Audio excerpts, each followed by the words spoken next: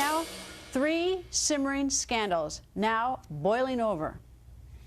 This is not just a scandal because of what was attempted, but the attempt succeeded. There's clearly an organized effort within the IRS to target political opponents of the president. That's undeniable. You look at the IRS scandal, it wasn't so much just the attempt. There was blatant success there. The suppression of Tea Party money, donations, and votes happened. What this is it's targeting in the worst way, politically. New concerns over the Attorney General Eric Holder investigating and reviewing his own actions and those of his department, and the targeting of journalists that included Fox News correspondent James Rosen. Not only did the Attorney General sign off on that search warrant, he actively discussed it with his staff. And that's really important because only 2 weeks before that Friday admission by the DOJ, Holder was testifying under oath before a congressional committee that he had never sought the potential prosecution of reporters. With regard to the potential prosecution of the press for the disclosure of material, that is not something that I've ever been involved in, heard of, or would think would be a wise policy. We're beginning to criminalize journalism, and I think that should worry us all. Certainly, we have a very troubling situation. Something that occurs as big as this would occur without the knowledge of the Attorney General or the suggestion that it would do so. This is a very serious matter, and one that, again, the American people deserve the answers that they seek. And House Majority Leader Eric Cantor calling President Obama disconnected. Now, we spoke with Leader Cantor earlier tonight. Nice to see you, sir. Hey, Greta, how are you? I'm very well. I want to talk about a number of things, including the scandals that are consuming D.C., and then I want to get into education. But let me go first to the scandals. The IRS. Do you think a special prosecutor should be appointed to investigate, or are you satisfied that Congress can do it alone, or should both be doing it?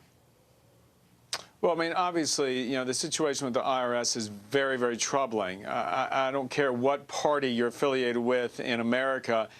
You don't expect that an incumbent president and his administration would use a neutral instrument like the tax enforcement agency, the IRS, to go about discriminating against political opponents. So it's a serious matter. I know here in Richmond, we've had a Tea Party group that was targeted.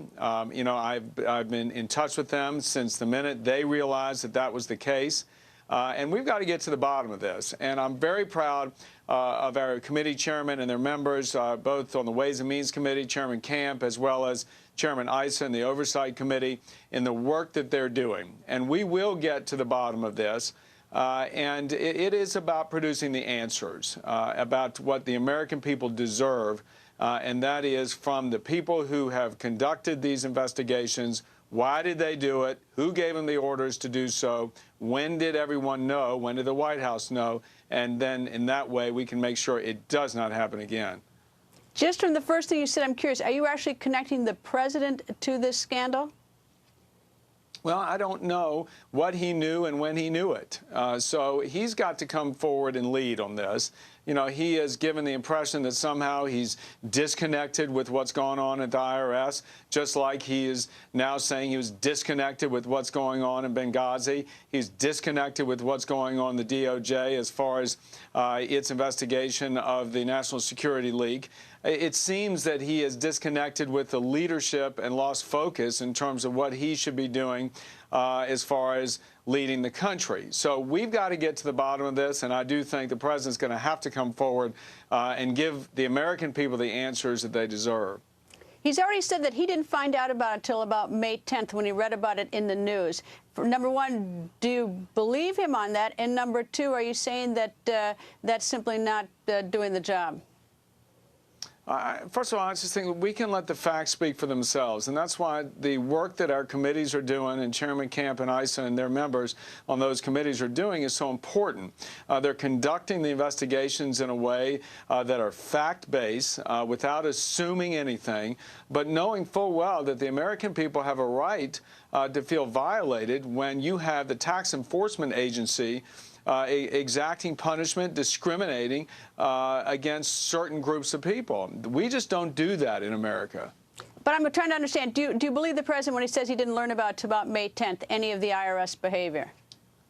Again, I think that the question is one that is appropriate. When did the president know? And what kind of communications came from the IRS to the White House or vice versa with all of this? We don't even have the beginning of the answers to those questions, and that's what our committees are tasked with doing, and doing a very good job at being very fact-based, very methodical about going about getting the answers for the people of this country. All right, Lois Lerner, the IRS employee, took the fifth. Technically, I think she's still under subpoena. I don't think she's been discharged from her subpoena. They can always they can also always re-subpoena her if she was. But should she come back? Should she be brought back to the hearing at the committee and answer questions? Yeah, I think straight up, Ms. Lerner owes it to the American people to produce the answers, or she shouldn't be working for the American people. That's simple. If someone cannot come forward and explain what it is that she did, I think that she shouldn't be working for the American people anymore. It's that simple. Department of Justice has started a criminal investigation. You think that's appropriate?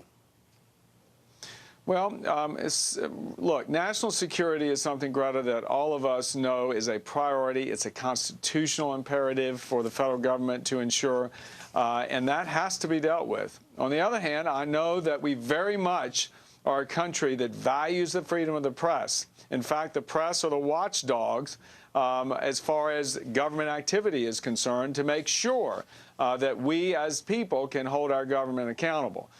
So I do think that there are questions that need to be resolved here. Hopefully that the investigation that is ongoing at DOJ will produce some results. I know that our committees as well are very interested in monitoring that situation.